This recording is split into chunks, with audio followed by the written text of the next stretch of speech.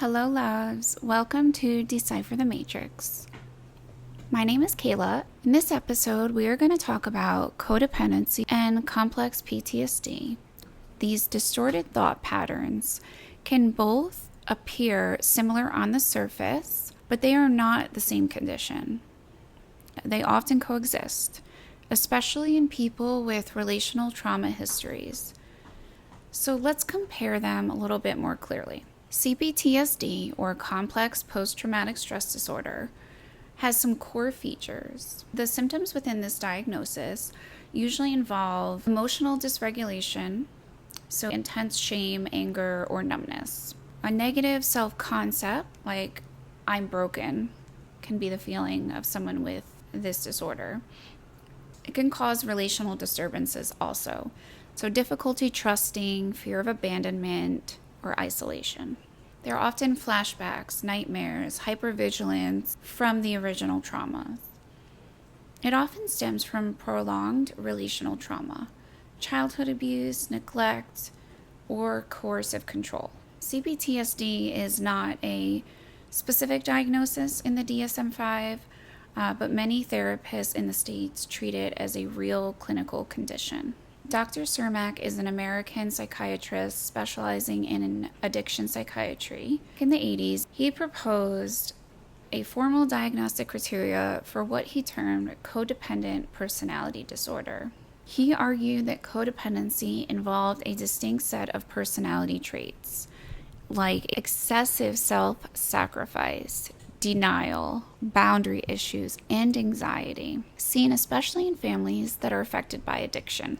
Back in 1986, Dr. Cermak proposed adding codependency as a personality disorder in the DSM-3.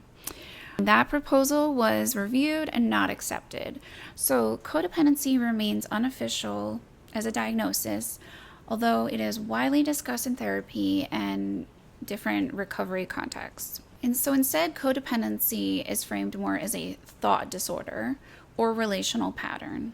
Some core features are that self-worth is tied to others' approval or needs. Another is difficulty setting boundaries, people-pleasing, and over-functioning. Control issues that are masked as helping, and this often stems from growing up in a dysfunctional or addicted families. So there's some common similarities between CPTSD and codependency. Ways that they overlap and are similar are both can involve fear of abandonment. Both are hyper-attuned to others, like a survival strategy or people-pleasing technique. Both can have low self-worth, emotional dysregulation, boundary issues, and are both rooted in trauma. The key difference is that CPTSD is a trauma-based disorder with neurobiological underpinnings. Codependency is more of a learned relationship survival style. It's often passed down. Many therapists in practice see codependency as a symptom or an expression of CPTSD, especially in clients with early attachment wounds. So healing will often involve inner child work, boundary restoration, nervous system regulation, building a secure sense of self. And spirituality, when grounded and integrated, can be a deeply powerful ally in healing both CPTSD and codependency, because both wounds stem from disconnection, from self, from others, and a sense of inner safety or belonging. So let's break that down. Here's how spirituality can support healing. Number one is restoring connection to self. CPTSD and codependency both distort self-perception. So you may feel unworthy, lost, or overly defined by others. There are different spiritual supports. So practices like meditation, breath work, energy healing, and even Akashic records can help you reconnect with your true self beyond roles or trauma responses. Spirituality invites the question, who am I beyond what happened to me? For example, if someone is doing an Akashic record reading, they may recognize, in the records, I remembered I am love itself, not just someone who has to earn love. You can also access a higher perspective with spirituality. Trauma keeps you in survival consciousness. Fight, flight, fawn, the 3 Fs. Spiritual practice can shift your awareness into a more expanded resource state. Spiritual support, such as intuition that replaces hypervigilance, is a great guiding compass. Working with guides or source can bring clarity and trust. Seeing your experiences as part of a larger soul journey offers compassion and meaning. A great affirmation is, I am not broken. My soul chose to learn boundaries in this lifetime, and I am reclaiming that lesson now. Which brings us to the third concept in spirituality healing, which is reclaiming power and boundaries. Both CPTSD and codependency involve power loss, giving away your voice, needs, or truth to survive.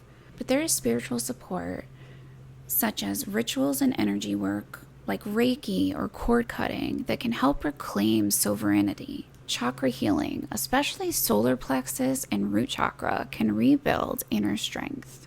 Invoking divine guidance strengthens the will to say no with love. An example of this might be, I called on Archangel Michael to help me cut energetic ties to someone I was overgiving to. And the fourth concept in healing is safe, belonging, and support. Trauma often leaves you feeling alone, unseen, or unlovable. But with spiritual support, we can have a spiritual community that offers a safe, soul-aligned belonging. Working in spaces like the Lightworker Sanctuary validates that your healing is sacred, not shameful. Divine beings like angels, ancestors, God, goddesses, and deities offer unconditional support. I often felt like I had no one, but when I meditated, I could feel myself surrounded by loving light and support. And the fifth concept in spiritual healing involves living from purpose, not wounding. As you heal, spirituality offers a bridge to your soul gifts. You're not just recovering, you're becoming. The Akashic Records can reveal your soul contracts, gifts, and your path forward. Intuitive healing lets you embody rather than just analyze your healing.